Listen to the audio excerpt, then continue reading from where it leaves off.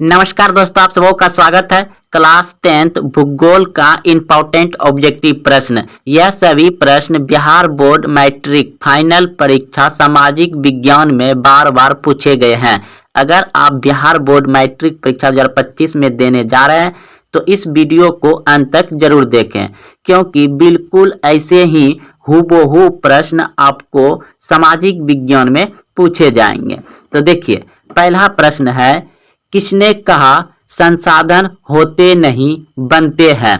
किसने कहा संसाधन होते नहीं बनते हैं? Option A Zimmerman, option B Mahatma Gandhi, option C Sandeep Pandey, option D इनमें से कोई नहीं। संसाधन होते हैं बनते नहीं, किसने कहा? जिम्बरमैन ने। ऑप्शन नंबर ए सही है। अगला प्रश्न है, निम्नलिखित में से कौन सा संसाधन प्राकृतिक संसाधन है? निम्नलिखित में से कौन सा संसाधन प्राकृतिक संसाधन है? ऑप्शन ए भूमि, ऑप्शन बी भवन, ऑप्शन सी मानव की योग्यता, ऑप्शन डी इनमें से कोई नहीं। तो ऑप्शन नंबर ए बिल्कुल सही है। ये प्राकृतिक संसाधन है भूमि, जो स्वयं यानी भगवान के द्वारा बना हो उसे प्राकृतिक संसाधन कहते हैं। जैसे नदी, पहाड़, ये सभी जो है कि प्राकृतिक है, और भवन जो मानव के द्वारा बनाया गया हो वह मानव निर्मित संसाधन होते हैं। तो बाढ़, भूकंप, ये सभी क्या है? प्राकृतिक है। अगला प्रश्न देखिए, निम्नलिखित में से कौन प्राकृतिक संसाधन नहीं है? निम्नलिखित में से कौन प्राकृतिक संसाधन नहीं है? ऑप्शन ए वन, ऑप्शन बी नदियां, ऑप्शन सी नगर, ऑप्शन डी खनिज। तो प्राकृतिक संसाधन नहीं है पूछा गया है, तो ऑप्शन नंबर सी बिल्कुल सही हो जाएगा। नगर जो है प्राकृतिक संसाधन नहीं है। ये जो है कि मानव ने नगर बसाया है, और ये तीनों जो है प्राकृतिक है। वन जो जंगल कहते हैं वो प्राकृतिक है। नदियां तो खुद जैसे बहुत सारा नदियां अपने बहती हैं, ये प्राकृतिक है। खनिज भी प्राकृतिक है। तो चलिए अगले प्रश्न की ओर। अगला प्रश्न है, सौर ऊर्जा निम्नलिखित में से कौन सा संसाधन है? सौर ऊर्जा निम्नलिखित में से कौन सा संसाधन है? ऑप्शन नंबर बी बिल्कुल सही है, नवीकरणीय संसाधन है। नवीकरणीय संसाधन है सौर ऊर्जा। अगला प्रश्न है, कौन सा ऊर्जा स्रोत अनवीकरणीय है? कौन सा ऊर्जा स्रोत अनवीकरणीय है? ऑप्शन ए जल, ऑप्शन बी सौर, ऑप्शन सी कोयला, ऑप्शन डी पवन। तो अनवीकरणीय ऊर्जा है कोयला। ऑप्शन नंबर सी सही है। अगला प्रश्न देखिए, विश्व पर्यावरण दिवस किस तिथि को मनाया जाता है? विश्व पर्यावरण दिवस किस तिथि को मनाया जाता है? तो विश्व पर्यावरण दिवस मनाया जाता है 5 जून को। यह बहुत ही आसान प्रश्न है और लगभग ये हर साल पूछ ही लिया जाता है। अगला प्रश्न देखिए, प्रश्न है, प्रथम पृथ्वी सम्मेलन 1992 किस देश में आयोजित किया गया? यह कभी आपको पूछ दिया जाएगा घुमा करके कि प्रथम पृथ्वी सम्मेलन कब हुआ था, तो 1992 में हुआ था। तो 1992 में किस देश में आयोजित किया गया था प्रथम पृथ्वी सम्मेलन? ब्राजील। ऑप्शन नंबर ए सही है, ब्राजील में। अगला प्रश्न देखिए, द्वितीय पृथ्वी सम्मेलन कहां हुआ था? द्वितीय पृथ्वी सम्मेलन कहां हुआ था? न्यूयॉर्क में। ऑप्शन नंबर ए सही है। अगला प्रश्न देखिए, क्योटो सम्मेलन किस देश में आयोजित की गई थी? जापान। ऑप्शन नंबर सी सही है। प्रश्न है, भारत में सबसे अधिक विस्तार किस मिट्टी का है? भारत में सबसे अधिक विस्तार किस मिट्टी का है? यानी कि भारत में सबसे ज्यादा मिट्टी पाया जाता है, कौन सा? तो जलोढ़ मिट्टी। ऑप्शन नंबर ए सही है, जलोढ़ मिट्टी। अगला प्रश्न देखिए, पुरानी जलोढ़ मिट्टी को क्या कहा जाता है? पुरानी जलोढ़ मिट्टी को क्या कहा जाता है? बांगर। ऑप्शन नंबर ए सही है, भांगर, बांगर कहा जाता है। अगला प्रश्न देखिए, जलोढ़ मिट्टी में कौन सा तत्व प्रचुर मात्रा में पाया जाता है? जलोढ़ मिट्टी में कौन सा तत्व प्रचुर मात्रा में पाया जाता है, यानी कि ज्यादा मात्रा में पाया जाता है? तो पोटास। ऑप्शन नंबर ए सही है, पोटास पाया जाता है जलोढ़ मिट्टी में सर्वाधिक मात्रा में, यानी कि प्रचुर मात्रा में। अगला प्रश्न देखिए, प्रश्न है भारत की सबसे उपजाऊ मिट्टी है। भारत की सबसे उपजाऊ मिट्टी है तो जलोढ़ मिट्टी। ऑप्शन नंबर बी सही है, जलोढ़ मिट्टी भारत की सबसे उपजाऊ मिट्टी है, यानी कि ज्यादा खेती होता है, इसमें ज्यादा फसल उपजाऊ होता है। अगला प्रश्न देखिए, काली मिट्टी उपयुक्त है। काली मिट्टी उपयुक्त है, यानी कि काली मिट्टी किसके लिए उपयुक्त है? कपास के लिए, लीची के लिए, गेहूं के लिए, बाजरा के लिए। तो काली मिट्टी कपास के लिए उपयुक्त है, ज्यादा कपास जो होता है ये काली मिट्टी में ही होता है। तो ऑप्शन नंबर ए सही है। अगला प्रश्न देखिए, इनमें से किस राज्य में काली मृदा यानी मिट्टी पाई जाती है? इनमें से जो नीचे ऑप्शन दिया गया है, तो इनमें किस राज्य में सबसे ज्यादा काली मृदा पाई जाती है, काली मिट्टी पाई जाती है? तो महाराष्ट्र में। ऑप्शन नंबर डी सही है, महाराष्ट्र में सबसे ज्यादा काली मिट्टी पाई जाती है। अगला प्रश्न देखिए, काली मिट्टी का दूसरा नाम क्या है? काली मिट्टी का दूसरा नाम क्या है? ऑप्शन नंबर बी बिल्कुल सही है, रेगुर मृदा। रेगुर मृदा यानी कि रेगुर मृदा को ही काली मिट्टी कहा जाता है। ऑप्शन नंबर बी सही है। लेटराइट मृदा का रंग होता है। लेटराइट मृदा का यानी कि लेटराइट मिट्टी का रंग कैसा होता है? लाल होता है। लाल मिट्टी किसको कहते हैं? लेटराइट को। ऑप्शन नंबर बी सही हो जाएगा, लेटराइट मृदा यानी मिट्टी का रंग कैसा होता है? लाल। लाल मिट्टी को और दूसरे नाम से क्या जानते हैं? लेटराइट मिट्टी। अगला प्रश्न देखिए, प्रश्न है मरुस्थलीय मृदा का विस्तार निम्न में से कहां है? मरुस्थलीय मृदा का विस्तार निम्न में से कहां है? तो राजस्थान में। ऑप्शन नंबर बी सही है, राजस्थान में मरुस्थलीय पाया जाता है। अगला प्रश्न देखिए, मृदा का विस्तार निम्न में से कहां है? तो उत्तर प्रदेश में। उत्तर प्रदेश सबसे बड़ा राज्य है जनसंख्या के दृष्टि से, और मृदा का विस्तार भी ज्यादा उत्तर प्रदेश में है। अगला प्रश्न देखिए, भारत में चारागाह के अंतर्गत कितनी भूमि है? भारत में चारागाह के अंतर्गत कितनी भूमि है? चारागाह यानी कि फील्ड जैसा हो। तो 4.71%। ऑप्शन नंबर ए सही है। पंजाब में भूमि नवीकरण का मुख्य कारण है। पंजाब में भूमि नवीकरण का मुख्य कारण है अधिक सिंचाई। ऑप्शन नंबर डी सही है, अधिक सिंचाई। भारत में भूदान के लिए रक्तहीन क्रांति की शुरुआत किसने की थी? भारत में भूदान की जमीन दान, मिट्टी दान, जमीन दान के लिए रक्तहीन क्रांति की शुरुआत किसने की थी? विनोबा भावे। रक्तहीन क्रांति की शुरुआत किसने की थी? विनोबा भावे ने। किसके लिए? भूदान के लिए। भारत में भूदान के लिए रक्तहीन क्रांति की शुरुआत किसने की थी? Vinoba Bhave. Option number A सही है। सोपानी कृषि किस राज्य में प्रचलित है? सोपानी कृषि किस राज्य में प्रचलित है? उत्तराखंड में। ऑप्शन नंबर डी सही है, उत्तराखंड में। मेढक को प्रजनन प्रक्रिया को बाधित करने वाला रसायन कौन सा है? मेढक के प्रजनन को नष्ट करने वाला रसायन कौन सा है? एड्रीन। ऑप्शन नंबर सी सही है। जल किस प्रकार का संसाधन है? जल किस प्रकार का संसाधन है? चक्रीय। ऑप्शन नंबर ए सही है, चक्रीय। अर्थव्यवस्था के कितने प्रमुख क्षेत्र हैं? अर्थव्यवस्था के कितने प्रमुख क्षेत्र हैं? Option A 1, option B 2, option C 3, option D 4। तो अर्थव्यवस्था के कितने प्रमुख क्षेत्र हैं? 3।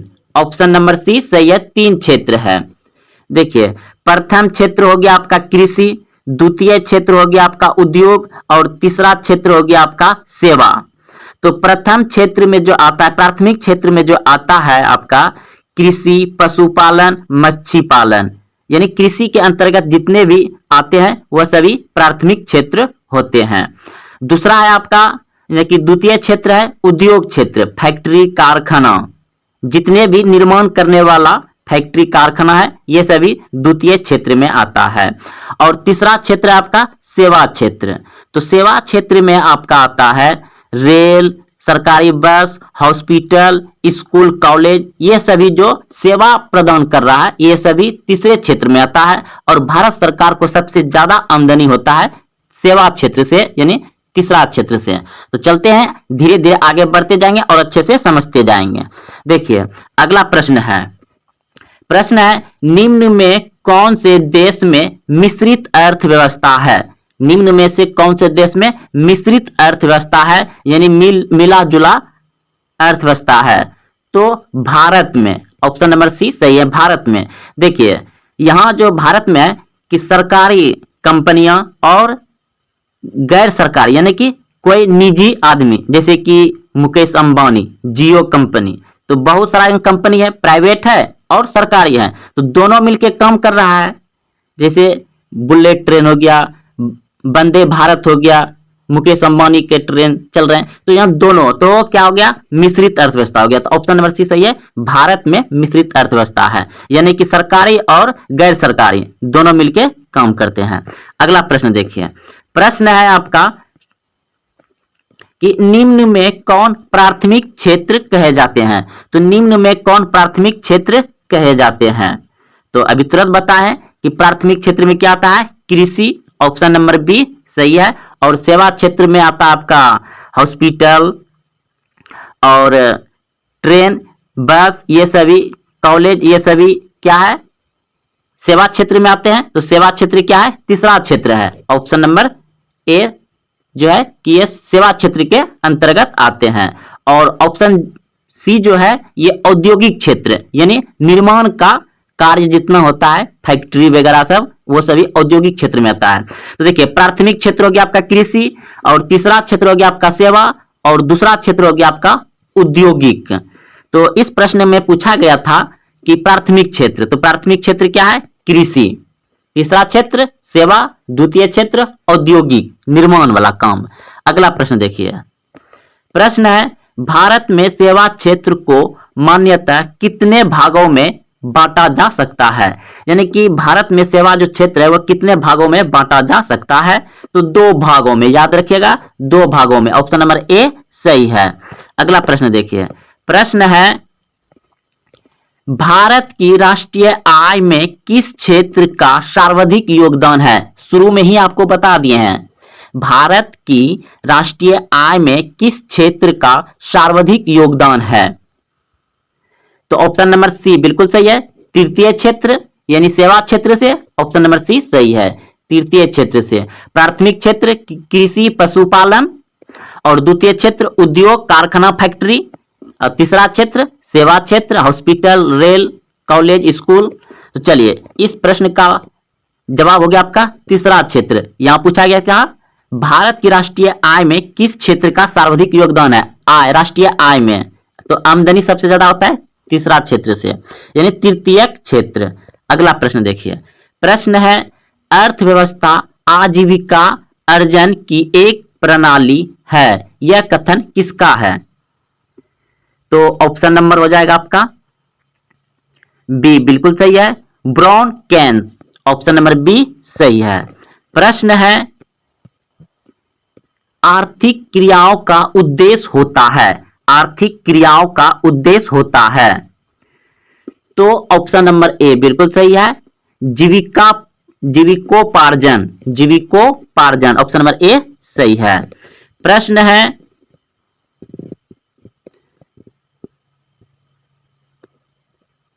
श्वेत क्रांति का संबंध अर्थव्यवस्था के किस क्षेत्र से है? श्वेत क्रांति का संबंध अर्थव्यवस्था के किस क्षेत्र से है? तो प्राथमिक क्षेत्र यानी कृषि से है। तो श्वेत क्रांति जो है ये दूध उत्पादन से है। तो दूध कहां से होता है? पशुपालन से। पशुपालन किस में आता है? कृषि क्षेत्र में। और कृषि किस में आता है? प्राथमिक क्षेत्र में। तो ऑप्शन नंबर ए सही हो जाएगा। अगला प्रश्न देखिए, प्रश्न है भारत का कौन सा आर्थिक क्षेत्र सबसे बड़ा है? भारत का कौन सा आर्थिक क्षेत्र सबसे बड़ा है? तो ऑप्शन नंबर क्या हो जाएगा? सी, तृतीय क्षेत्र सबसे बड़ा है। अगला प्रश्न देखिए, किस क्षेत्र को द्वितीयक क्षेत्र कहा जाता है? किस क्षेत्र को द्वितीयक क्षेत्र कहा जाता है? तो भाई बता चुके हैं, उद्योग क्षेत्र को ऑप्शन नंबर सी सही है। उद्योग क्षेत्र यानी निर्माण कार्य, कारखाना, फैक्ट्री जहां उद्योग होता है उसे द्वितीय क्षेत्र कहा जाता है। और प्राथमिक क्षेत्र कृषि को और तृतीय सेवा को। तो इस प्रश्न में पूछा गया था द्वितीय क्षेत्र किसे कहा जाता है? तो उद्योग क्षेत्र को। अगला प्रश्न देखिए, प्रश्न है शिक्षक द्वारा अपने पुत्र को पढ़ाना कौन सी क्रिया है? शिक्षक द्वारा अपने पुत्र को पढ़ाना कौन सी क्रिया है? ऑप्शन बी बिल्कुल सही है, अनार्थिक। अगला प्रश्न देखिए, इनमें किसका अर्थव्यवस्था में योगदान नहीं होता? इनमें किसका अर्थव्यवस्था में योगदान नहीं होता? तो इनमें किसका अर्थव्यवस्था में योगदान नहीं होता? कृषि का होता है, उद्योग का भी होता है क्योंकि कृषि प्राथमिक क्षेत्र है, उद्योग द्वितीय क्षेत्र है, ये दोनों का होता है। और ये बैंकिंग भी हो जाएगा, इसका भी अर्थव्यवस्था में बहुत मदद मिलता है। लेकिन काला बाजारी साफ नजर आ रहा है, काला बाजारी, काला धन, ये नहीं होगा। तो ऑप्शन नंबर क्या हो जाएगा? डी बिल्कुल सही है, काला बाजारी से अर्थव्यवस्था में योगदान नहीं होता है। ऑप्शन नंबर डी सही है, काला बाजारी। अगला प्रश्न देखिए, प्रश्न है भारत की आर्थिक व्यवस्था है कैसी? तो भारत का आर्थिक व्यवस्था है मिश्रित। ऑप्शन नंबर सी सही है, मिश्रित है। अगला प्रश्न देखिए, प्रश्न है वर्तमान समय में आर्थिक विकास में किस क्षेत्र का योगदान सर्वाधिक है? फिर क्वेश्चन पूछा गया है कि वर्तमान समय में आर्थिक विकास में किस क्षेत्र का योगदान सर्वाधिक है? तो ऑप्शन नंबर सी हो जाएगा, सेवा क्षेत्र से सबसे ज्यादा आमदनी होता है, शुरू में भी बताएं। अगला प्रश्न देखिए, प्रश्न है आर्थिक विकास का तीसरा क्षेत्र क्या है? आर्थिक विकास का तीसरा क्षेत्र क्या है? तो सेवा क्षेत्र, जिससे सबसे ज्यादा आमदनी आता है। ऑप्शन नंबर डी सही है, सेवा क्षेत्र। और कृषि क्षेत्र क्या है? प्राथमिक क्षेत्र है। शिक्षा क्या है? ये सेवा क्षेत्र से है। विज्ञान क्षेत्र किससे आ जाएगा? तो ये विज्ञान हो जाएगा उसमें द्वितीय क्षेत्र से। अगला प्रश्न देखिए, प्रश्न है इन आर्थिक क्रियाओं में कौन प्राथमिक क्षेत्र से संबंधित नहीं है? इन आर्थिक क्रियाओं यानी कि जो ऑप्शन दिया गया है, तो इनमें कौन प्राथमिक क्षेत्र से संबंधित नहीं है? तो प्राथमिक क्षेत्र में कौन कौन से आते हैं? कृषि, मत्स्य पालन, पशुपालन। तो ये क्या पूछा है कि संबंधित नहीं है, तो मत्स्य पालन होगा ही होगा, और खनन हो जाएगा, वन भी हो जाएगा, लेकिन आपका बैंकिंग नहीं आएगा। ऑप्शन नंबर बी सही है, ये कृषि क्षेत्र में, प्राथमिक क्षेत्र में बैंकिंग नहीं आएगा, ये चला जाएगा हम द्वितीय क्षेत्र में या सेवा क्षेत्र में। देखिए, लेकिन यहाँ पे कृषि से क्या बोला था? प्राथमिक क्षेत्र से संबंधित नहीं है, लेकिन ये सभी खनन, ये भी तो मतलब कृषि के अंतर्गत ही आता है। वन, बाग बगीचे, ये भी तो कृषि के अंतर्गत आता है। मत्स्य पालन, ये भी कृषि के अंतर्गत आता है, लेकिन बैंकिंग नहीं आता है। तो ऑप्शन नंबर डी सही है, sorry B, option number B सही है, बैंकिंग प्राथमिक क्षेत्र के अंतर्गत नहीं आता है। अगला प्रश्न देखिए, प्रश्न है एक समाजवादी अर्थव्यवस्था में सर्वाधिक बल किस पर दिया जाता है? एक समाजवादी अर्थव्यवस्था में सर्वाधिक बल किस पर दिया जाता है? 17 का ऑप्शन नंबर डी सही है, लोक कल्याण, लोक कल्याण के लिए। अगला प्रश्न देखिए, प्रश्न है अर्थव्यवस्था के किस क्षेत्र से हरित क्रांति संबंधित है? अर्थव्यवस्था के किस क्षेत्र से हरित क्रांति संबंधित है? तो हरित क्रांति किस में आया था? गेहूं में। तो गेहूं किसके अंतर्गत आता है? गेहूं उपज किसके अंतर्गत आएगा? कृषि में। तो ऑप्शन नंबर ए सही है, प्राथमिक क्षेत्र में हरित क्रांति सबसे ज्यादा आया था गेहूं उत्पादन में। गेहूं उत्पादन में, तो गेहूं उत्पादन कहां आएगा? कृषि में, तो प्राथमिक क्षेत्र में आ जाएगा। अर्थव्यवस्था के किस क्षेत्र से हरित क्रांति संबंधित है? तो प्राथमिक क्षेत्र से, ऑप्शन नंबर ए सही है।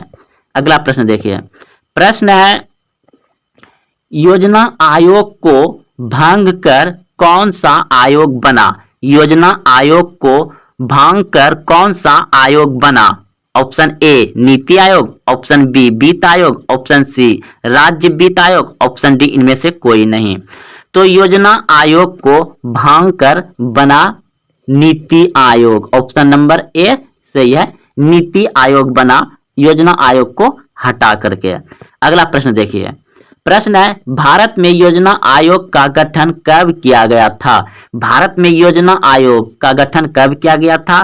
तो ऑप्शन नंबर ए बिल्कुल सही है, 15 मार्च 1950 को किया गया था। 15 मार्च 1950 में ही योजना आयोग का गठन किया गया था और योजना आयोग को अब भंग कर यानी हटा करके वहां पर नीति आयोग लाया है। अगला प्रश्न देखिए, नीति आयोग या योजना आयोग का अध्यक्ष कौन होता है? राष्ट्रपति, उपराष्ट्रपति, प्रधानमंत्री या राज्यपाल?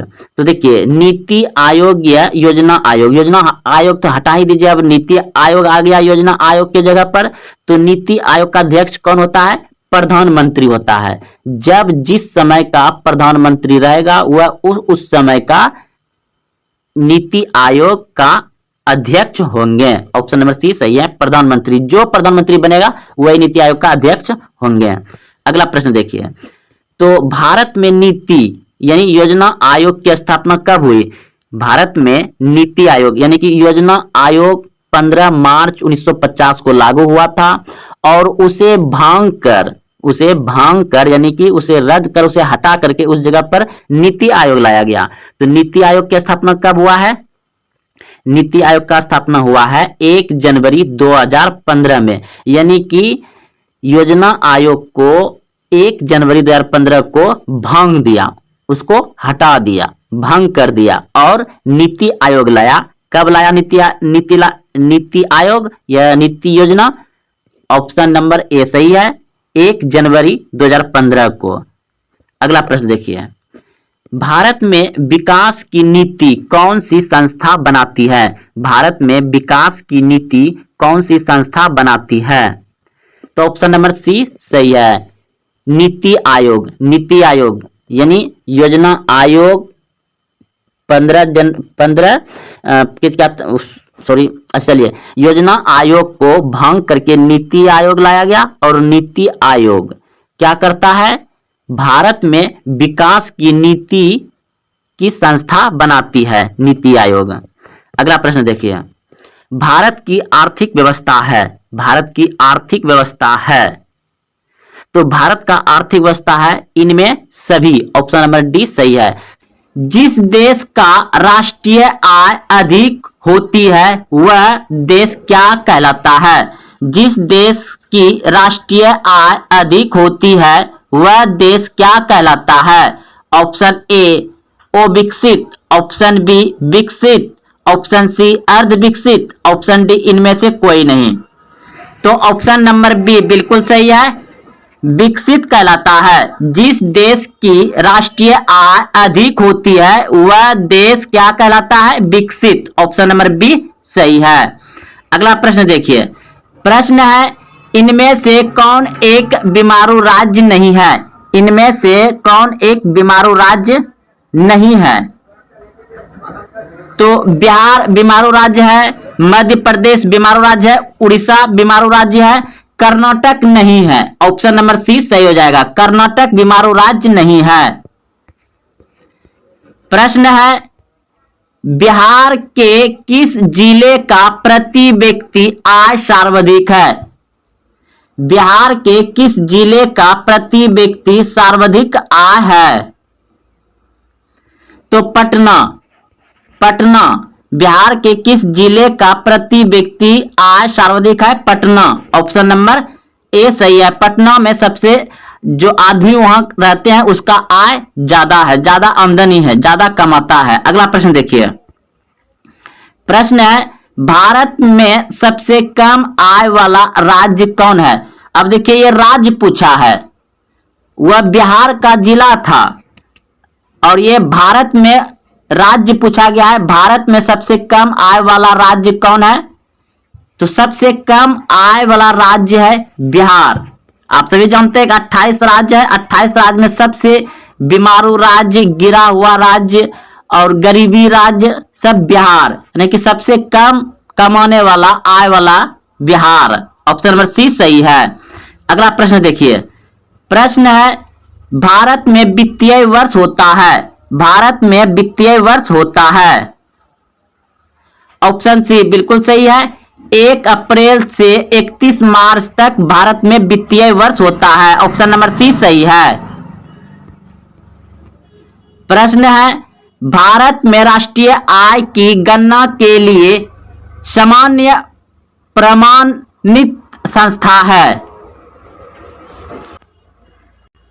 प्रश्न है भारत में राष्ट्रीय आय की गणना के लिए सामान्य प्रमाणित संस्था है, यानी पूरे भारत में जो आय, यानी कि जो जैसे पूरे साल भर में कितना कमाई हुआ या महीने में कितना कमाई हुआ उसे आय कहते हैं। सालाना आय या वार्षिक आय या महीने का आय। तो भारत में यानी कि अपना देश राष्ट्रीय आय की गणना कौन प्रमाणित करता है? तो केंद्रीय सांख्यिकी संगठन। ऑप्शन नंबर बी सही है। भारत में राष्ट्रीय आय की गणना कौन करता है? केंद्रीय सांख्यिकी संगठन। ऑप्शन नंबर बी सही है। अगला प्रश्न देखिए। प्रश्न है दादा भाई नौरोजी ने सर्वप्रथम राष्ट्रीय आय का अनुमान कब लगाया था? दादा भाई नौरोजी ने सर्वप्रथम राष्ट्रीय आय का अनुमान कब लगाया था? तो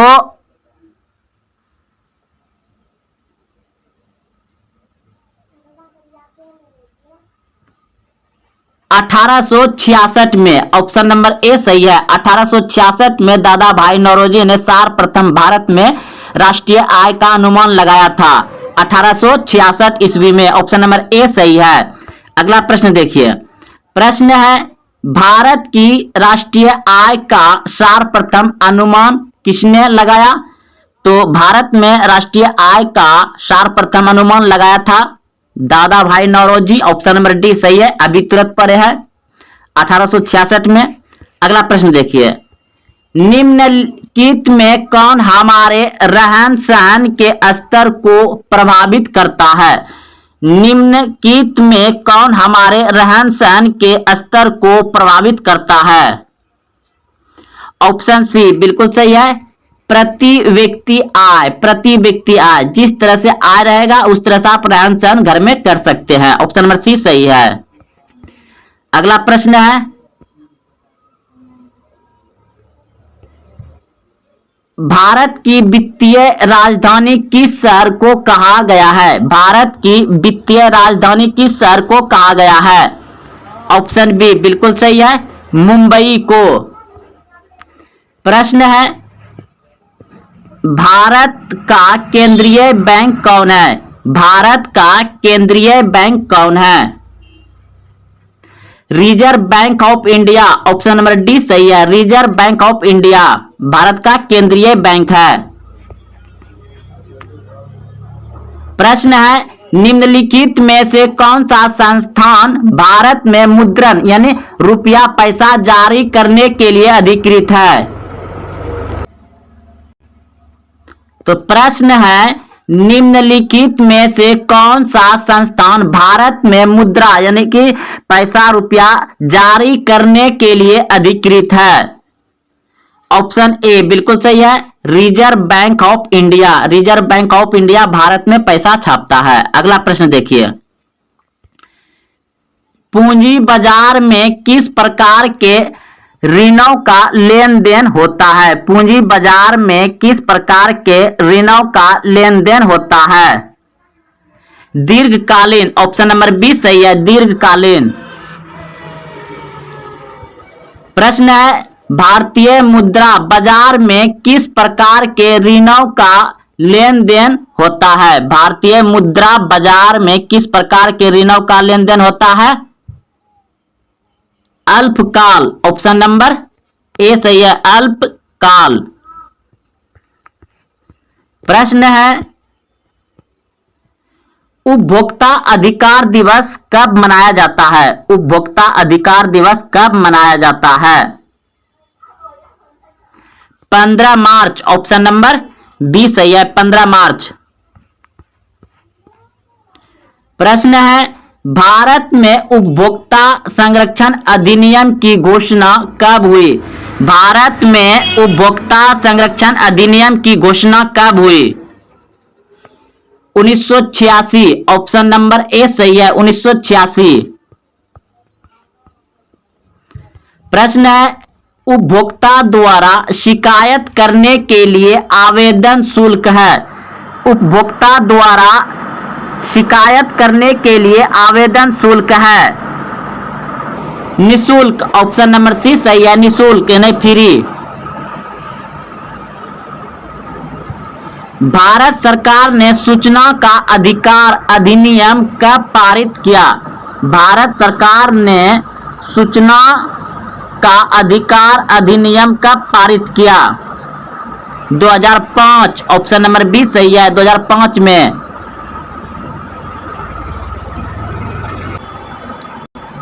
अगला प्रश्न है, खाद्य पदार्थ की शुद्धता की जांच के लिए किस मान्यता प्राप्त चिन्ह का होना आवश्यक है? खाद्य पदार्थों की शुद्धता की जांच के लिए किस मान्यता प्राप्त चिन्ह का होना आवश्यक है? ऑप्शन सी बिल्कुल सही है, एगो mark.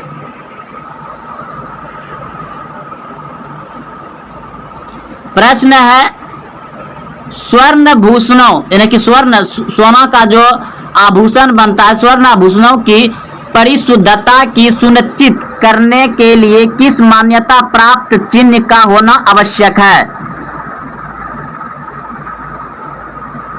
Hallmark, option number B सही है, हॉलमार्क। भारतीय जनता पार्टी का चुनाव चिन्ह है। भारतीय जनता पार्टी का चुनाव चिन्ह है option A cycle, option B हाथी, ऑप्शन सी कमल, ऑप्शन डी पंजा। भारतीय जनता पार्टी का चुनाव चिन्ह है कमल, ऑप्शन नंबर सी सही है। अगला प्रश्न है, 1977 में जनता पार्टी की सरकार का गठन किनके नेतृत्व में हुआ था? Option A Chandrashekhar, option B Loknayak Prakash Narayan, option C Chaudhary Charan Singh, option D Morarji Desai. तो ऑप्शन नंबर डी बिल्कुल सही है, मोरारजी देसाई। अगला प्रश्न है, निम्नलिखित में से कौन भारतीय किसान यूनियन के प्रमुख नेता थे? निम्नलिखित में से कौन भारतीय किसान यूनियन के प्रमुख नेता थे? Mahendra Singh Tikait, option number C सही है। भारतीय राष्ट्रीय कांग्रेस का चुनाव चिन्ह क्या है? भारतीय राष्ट्रीय कांग्रेस का चुनाव चिन्ह क्या है? ऑप्शन नंबर सी बिल्कुल सही है, हाथ का पंजा, ऑप्शन नंबर सी सही है। भारत की राजनीतिक व्यवस्था है, भारत की राजनीतिक व्यवस्था है बहुदलीय, ऑप्शन नंबर डी सही है। बहुजन समाज पार्टी के संस्थापक कौन थे? बहुजन समाज पार्टी के संस्थापक कौन थे? काशीराम। ऑप्शन नंबर सी सही है। पहली बार भारत में केंद्र में गैर कांग्रेसी कब बनी? पहली बार भारत में केंद्र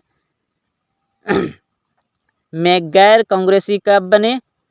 तो ऑप्शन नंबर ए बिल्कुल सही है। 1977 ईस्वी में पहली बार भारत में केंद्र में गैर कांग्रेसी बनी, 1977 में। ऑप्शन नंबर ए सही है। निम्नलिखित में से कौन राष्ट्रीय दल नहीं है? निम्नलिखित में से कौन राष्ट्रीय दल नहीं है? लोक जनशक्ति पार्टी, लोक जनशक्ति पार्टी। ऑप्शन नंबर सी सही है।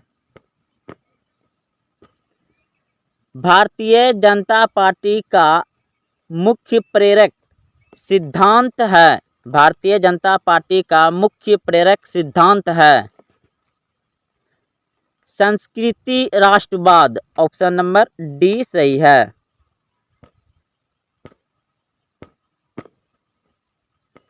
बिहार में संपूर्ण क्रांति का नेतृत्व निम्नलिखित में किसने किया? बिहार में संपूर्ण क्रांति का नेतृत्व निम्नलिखित में से किसने किया? जयप्रकाश नारायण ने। ऑप्शन नंबर डी सही है। भारतीय राष्ट्रीय कांग्रेस का गठन हुआ। भारतीय राष्ट्रीय कांग्रेस का गठन हुआ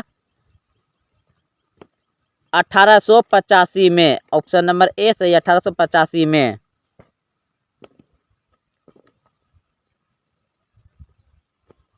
प्रश्न है, इनमें से कौन प्राकृतिक आपदा नहीं है?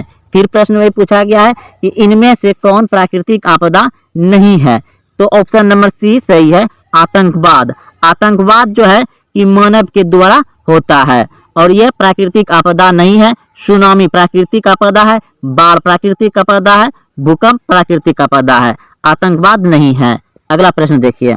प्रश्न है, सुनामी का मुख्य कारण क्या है? सुनामी का मुख्य कारण क्या है? ऑप्शन ए बिल्कुल सही है। ऑप्शन नंबर ए सही है। समुद्र में भूकंप आना। समुद्र में भूकंप आना सुनामी का प्रमुख कारण है। ऑप्शन नंबर ए सही हो जाएगा। अगला प्रश्न है, भूकंप किस प्रकार की आपदा है? भूकंप किस प्रकार की आपदा है? तो भूकंप है प्राकृतिक आपदा। ऑप्शन नंबर सी सही है। अगला प्रश्न देखिए। भोपाल गैस त्रासदी किस प्रकार की आपदा थी? भोपाल गैस त्रासदी किस प्रकार की आपदा थी? तो ऑप्शन नंबर सी बिल्कुल सही है, वायुमंडल, वायुमंडलीय थे। अगला प्रश्न देखिए। भूकंप का मापन किसके द्वारा होता है? भूकंप का मापन किसके द्वारा होता है? तो रिएक्टर स्केल से। ऑप्शन नंबर सी सही है, रिएक्टर स्केल से भूकंप को मापा जाता है। रिएक्टर स्केल से। अगला प्रश्न देखिए। अगला प्रश्न है, नदियों में बाढ़ आने का प्रमुख कारण क्या है? नदियों में बाढ़ आने का प्रमुख कारण है जल की अधिकता। ऑप्शन नंबर ए सही है। अगला प्रश्न है, कृषि सुखाड़ होता है। कृषि सुखाड़ होता है जल के अभाव में। ऑप्शन नंबर ए सही है। अगला प्रश्न है, बिहार का कौन सा क्षेत्र बाढ़ग्रस्त क्षेत्र है? बिहार का कौन सा क्षेत्र बाढ़ग्रस्त क्षेत्र है? तो ऑप्शन नंबर डी बिल्कुल सही है, उत्तरी बिहार। प्रश्न है, सतलज नदी पर कृत्रिम जलाशय बनाया गया है। सतलज नदी पर कृत्रिम जलाशय बनाया गया है तो गोविंद सागर। ऑप्शन नंबर सी सही है, गोविंद सागर। सूखे से बचाव का एक मुख्य तरीका है। सूखे के बचाव से एक मुख्य तरीका है वर्षा जल संग्रह करना। वर्षा जल संग्रह करना। ऑप्शन नंबर ए सही है, यानी कि वर्षा का जो पानी पड़ता है उसे संग्रह करना, एक जगह जमा करना। अगला प्रश्न देखिए। भाखड़ा नांगल बांध किस नदी पर है? भाखड़ा नांगल बांध किस नदी पर है? तो सतलज नदी पर। ऑप्शन नंबर डी सही है, सतलज नदी पर। अगला प्रश्न देखिए। पश्चिम बंगाल में बाढ़ की भीषण का वाली कौन नदी है? तो इस प्रश्न का उत्तर हो जाएगा आपका दामोदर नदी। ऑप्शन नंबर ए सही है। अगला प्रश्न है, भारत की कितनी आबादी कृषियों से जुड़ी है? भारत की कितनी आबादी कृषियों से जुड़ी है?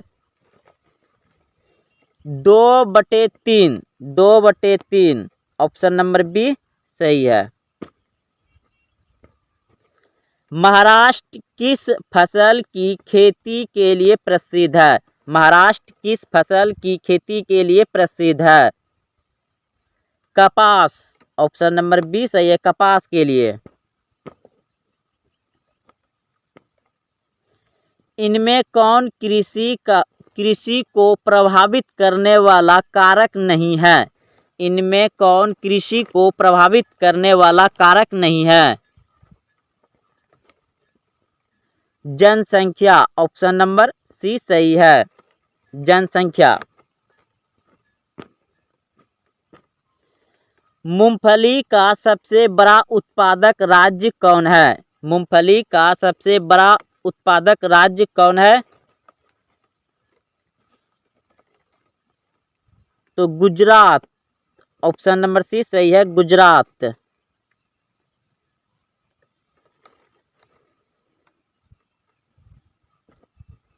अगला प्रश्न है, पौधों के अंकुर के लिए कम से कम कितना तापमान होना आवश्यक है? पौधों के अंकुर के लिए कम से कम कितना तापमान आवश्यक है?